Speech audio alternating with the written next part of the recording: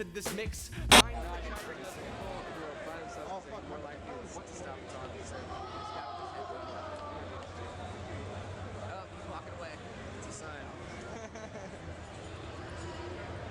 Yes, John. Yep. John, how you doing, brother? I'm Derrick. Good. So we're talking with people about a bunch of stuff. We've been talking about human trafficking through this whole month, but we're also just trying to get people's thoughts for how they feel about all this stuff. You know, you're working here, so you're. Sure. Are you a sports fan or just working? I like sports. Yeah, I like sports that Houston has. Do you pay attention to football? Have you been? Yeah, sometimes. Cool. I don't pay much attention, but I think it's interesting to see how all these different people are coming together. There's a lot of we're noticing there's jerseys from all sorts of different teams, people from all over the country, and they're coming together. And like he's from Europe, he was kind of talking about how like football over there, the fans are like, you know, they'll start riots, they'll fight each other. There's not any sort of unity like that. Why do you think that there's unity over here? Is it just the sports bringing people together, or is it a difference? I think maybe. I don't know if I would agree with you about the unity thing. Okay. Well, yeah, I mean, personally, I've seen, the Red River rivalry, which is college football, UT versus OU. Huge fights all the time. Oh, wow. I mean, just because it's the NFL and they're not fighting right now, it doesn't mean there's going to be not fights Sunday after the game, Sunday night, Saturday night, of people being like, oh, I'm a Patriots fan. Oh, I'm a Falcons fan. And I saw guys with black eyes walking around right now, and of course they got in a fight. Especially once they get some drinks in them. Yeah. Even a Cowboys fan will try and fight a Texans fan. So is the NFL then, you're saying in your experience it's a bit divided. Is it as divided as the rest of the United States is right now? I wouldn't necessarily say the rest of the United States is divided, because if you looked at the voting map, I mean, it's pretty red in every single district except for major cities where there's a lot of liberals like Austin. Houston? Houston was a little bit blue because there's a lot of liberals in Houston.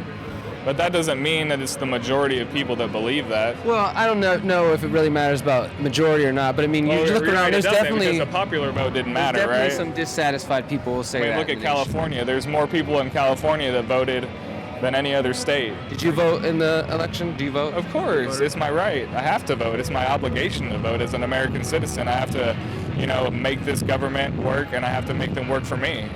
So it's a right and an obligation? Yes. Because you lose your right if you have a felony.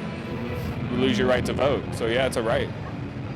Well, but isn't a right something that's supposed to be like inherently like God-given or natural, whatever? You know what I mean? Like, no, is it something that can be taken away more of like a privilege? I think you're looking more at like privileges and entitlement, and that necessarily doesn't mean it's a right.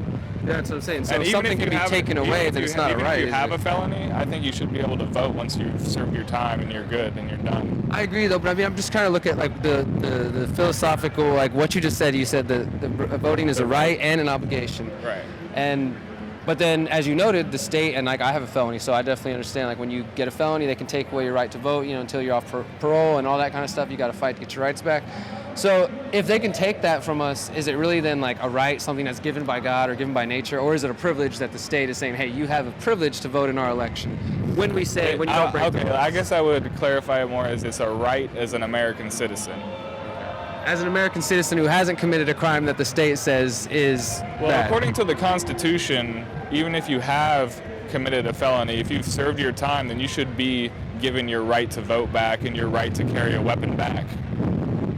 Do you think that felonies, there's a lot of different types of felonies. There's a difference between being a murderer and, say, a victimless crime that warrants you a felony. Like a DWI, just because you get 4 of those and you don't hurt anybody. Well, DWIs can have some negative consequences, but there might be a difference between a murderer and somebody who accidentally kills someone with DWI and, say, like somebody who smokes pot and had too much pot in their possession, and the government says that's a felony. You know what I mean? That person didn't harm anybody, but now they lose their right or privilege to vote. If you look at the president of the Philippines, right? Have you heard what people going out to killing the drug users? And you know why, right? Because just like in places like Maryland where heroin is really big, and in Ohio where there's huge overdoses and the morgues are getting too full because there's so many heroin overdoses.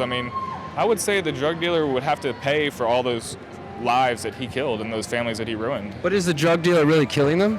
To an extent, he's supplying it. Would you hold a pharmaceutical company liable if they killed a whole bunch of people accidentally with bad drugs? Well, there's a difference I would say between... you would. right? If people buy a drug from a pharmaceutical company, they're going in there with the expectation that this has been tested. I don't think you have the same expectation with a pharmaceutical company as you do your drug deal on the street. Generally, people. Maybe you do, maybe you don't. What if your drug Whenever I bought drugs off the street, I don't expect them to. What if it's legal for recreation in Colorado? Well, see, that's the thing. Through the FDA. Once it becomes legal, then people can start to come out of the open. They can come out of hiding in back alleys and selling drugs, illegally, and it can become safer. You can get things, some would say regulated, but also if you can just do it from under the cover of darkness, you don't have to hide. You can say, hey, now we have quality stuff. We can test it. We can make it safer, make it better, as opposed to we got to cook our crack in the dark. Have you heard of ghost water? Ghost water? It's basically CBD water with cannabis in it, and I actually saw the NFL, a couple people signing a contract for an endorsement for ghost water, living water, CBD. You like cannabis? Do you appreciate cannabis, or are you a cannabis enjoyer? Personally, I think that anything that God has given us on this earth that grows naturally should be, for us to decide what to do with. Okay, well then let's talk about that for a second, because we've hopped around a little bit. I just want to focus on that for 1 second. I can talk about anything for days. I'm down. I can talk too. So look, you say if God is giving us something, right, like cannabis, then people should be allowed to enjoy that. But then again, we go back to the situation, the felonies and stuff. Like opium. People are. God gave you opium, right? People are going in jail for opium. They're going in jail for cannabis, for things that are natural or semi-natural, etc. But to me, regardless, if you're a free person, if you are truly free, you must have the freedom to alter your state of consciousness. If not, if you don't have that, whether that means sitting down and having a beer, watching a TV show, smoking cannabis, whatever, if you're not free to alter your state of mind, are you really free? I would say that in America you are free to alter your state of mind, but freedom doesn't necessarily have to mean that it's legal. Does that make sense? I mean, yeah, I'm free that I can smoke cannabis, like I choose to in the comfort of my home, right? But once I go out to the public, right, I'm a little bit less free because there are men with guns who are going to put me in cages if they think that I broke their laws. But that's you're still free. But you're still free to do that if you want. Choice. Exactly, and that's what we're talking about: freedom and being free to make a choice. So to you, is freedom only the freedom to make a choice, not actual the freedom in consequences of your choices? Right. So, I mean, it doesn't matter. Every choice has a consequence. Just because I have the freedom to, let's say, do whatever I want, beat my wife or whatever, doesn't mean that it's right. Well, I don't think you have the freedom. I think you have the freedom to do anything that you want at any point in time, as long as it doesn't infringe upon anybody else's freedom to also do the same. So beating your wife is infringing upon her freedom to be not abused and not harmed, right? But smoking weed, whether it's in public or in my house, harms no one. Okay, well, except for me. What about like the freedom of what about the freedom of privacy? I mean, shouldn't you have the right to not have your house on the internet from Google Images? I mean, I think privacy is quickly escaping us. But let's stay with the cannabis thing. If you're free to smoke cannabis in your house, but you're not free to do it outside, what does that say? I think you're free to do both. I don't see. But you're not free from the consequences, and that's what I'm getting at. And inside your house, you're not free from the consequences either. I mean, if you're online talking to the cops on social media saying I'm smoking in my house, yeah, but I'm not doing that. I'm just relaxing at the end of the day, smoking a little bit in my room, right? But what if I wanted to go outside and just enjoy the moonlight I smoke? All of a sudden, some guy who says he works for HPD sees me. He tells me I broke one of his rules. He comes, grabs me, violently throws me down. I mean, they always want to do that. To me. They always want to do that to you. They always want to catch people infringing on the laws. It's just their job. They want to catch people and put them in jail. So what do you do when the law is unjust? Like you said, you should have the freedom to smoke cannabis, ingest it, or whatever you want, but the law is telling you, hey, no. So it goes against what you said God has given us permission to do. I mean, right. What do we do about that? It's a separation of church and state. Do we vote to change that? It's the separation of church and state. That happened a long time ago. How do we vote to change them to quit going against God? You know what I mean? If they're going against God, it's giving me the ability to ingest cannabis, and these people are passing laws against God. Is voting really going to stop that? Voting has its consequences. It's good and bad, especially when the votes are rigged. I definitely think there's you got diabolic voting machines. You got people being able to hack voting machines. Well, not only that is like people registered to vote in 2 states, right? And they vote. I've heard about that. I don't know if that's been confirmed. I keep hearing people say that though. I'm pretty sure it's confirmed. I mean, I know there's all kinds of fraud going on in elections. I don't know if they voted in both states, but they definitely registered to vote in both states.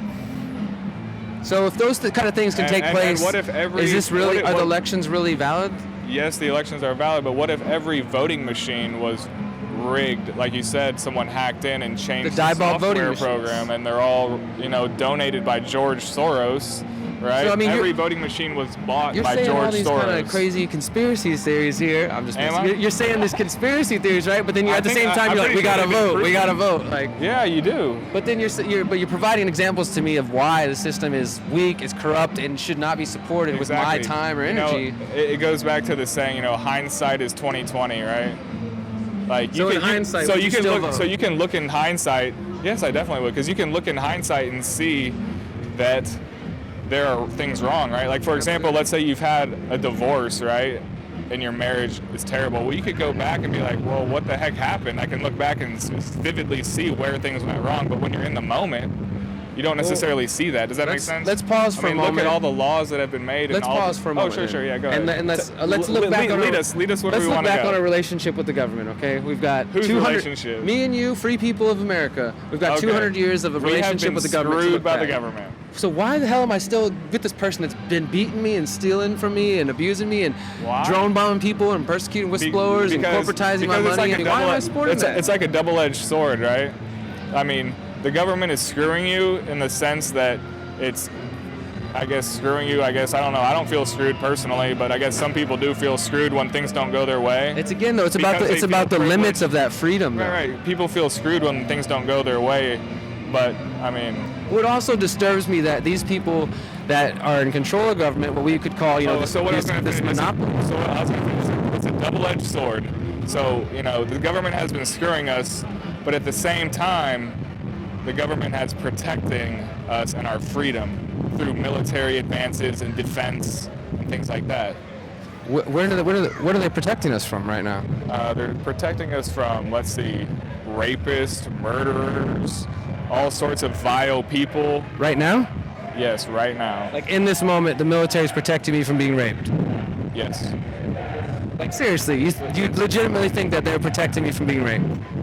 Like yes. Other countries are just like the military. I mean, think about this, because if the military disappeared right now and there was not one person with a gun to fight the bad guys, then the bad guys would rule, and anything they wanted would go. Sounds like an argument for the Second Amendment, which I could agree to, why people need to, maintain their own defense instead of relying on the military to defend them. Oh, yeah. I think a citizen should have every single capability that the military has, or that an opposing country or government should have. Well, look, let me make one final point with you. I think I should be able to have a nuclear weapon. Absolutely. I think I should be able to have a tank. They shouldn't be telling you that they want to ban weapons while the president walks around surrounded by men with guns, or that the police are armed with guns. You should have the right that the government do, and including in that right, why I do. The government shouldn't have rights that you don't have. So let's look at that for the last point. Insider trading, Congress. The biggest right I think that the government they don't have to get into insurance that we have to get on. They get a special insurance. I mean. They also have a monopoly on the currency. They have a monopoly on the landmass known as the United States. So we're looking at this relationship with government. Wait. How do they have a monopoly on the landmass? I'm about to explain. Well, this landmass that we call the United States. No. The only reason I'm talking about land is because that's what I do. I work in oil and gas land. So do you own land here in the United States? Do I own? I own my house. I guess that means I own. But you pay property tax on that? Well, the IRS is looking for me, so I don't know. But theoretically, they want you to pay property tax on it, right? So even if you were to go purchase some land in Texas, you're technically not owning it because you're still paying somebody at the end of the year, right? I mean, so what I want to get at though is that this government that you've sort of described as an abusive relationship with like somebody beating their wife, right? If we have an abusive relationship where they are, coming for rights, or people are afraid that they're losing their rights, coming for guns, and it swings back and forth between Democrat and Republican. Some of the same problems continue. We got war, we got surveillance, as you described, loss of privacy. But what I'm main concerned with is that all these things, I really wouldn't have a problem with them if I didn't have to pay for them. But via taxation, personally, they take that money whether we like it or not. According to the Constitution, every single tax is illegal. So do you pay taxes? Unfortunately, if I don't want to go to jail, I have to pay taxes. So tell me, are you really free then? If you have to pay taxes, they're taking money out of your check, 1/3, and if you don't pay it, what'd you just say? They will come and get you. And the IRS will come and get you. The IRS will come and get you. And if you resist, they'll probably kill you. I don't They'll know. take your money. If anything, they'll just take They're everything. going to away garnish from your you. wages. They'll keep stealing from you. But eventually, if you say, look, I'm not going to deal with this anymore, men with guns will come to your house and say, we're going to put you in a cage unless you... If at that point you're dumb enough to still stay in your house after fighting with them and not running off, But right? is that really free then? If you go into work, just a hard-working, honest guy going to work here at the Super Bowl, and they're taking money out of your check to I'm go not pay getting for paid shit here. that you don't like. I'm not getting paid here. But anytime you have worked before, up until this point, they've taken from you. I mean, we I can have agree to for pay that? my own taxes. But Uncle Sam's getting his cut out of it. Unless you're working under the table, which I would highly recommend. Yeah, I launder money through a LLC. Just kidding. I don't know nothing about that. But honestly, do you feel like that we're describing a situation where somebody's free? Like we're describing a relationship that is extremely abusive, and when the person tries to say, no, I don't want you to take from my check, because what would we call that? If I came to you once a week or every 2 weeks and said, I'm going to take some of your money from you because you owe me, you would say, I'm stealing from you. I'm stealing out of your pocket. I'm a thief. I'm a criminal. I know a lot of people think that because they don't see the benefits of it. But why is it that government doesn't? And exactly. Why don't we see government as the same? You're like looking over the point of yourself being raped because the government is here to save you. But I don't think they're here to save me. Why not? Because I don't feel very saved. I haven't had any. I don't know what they've done for me.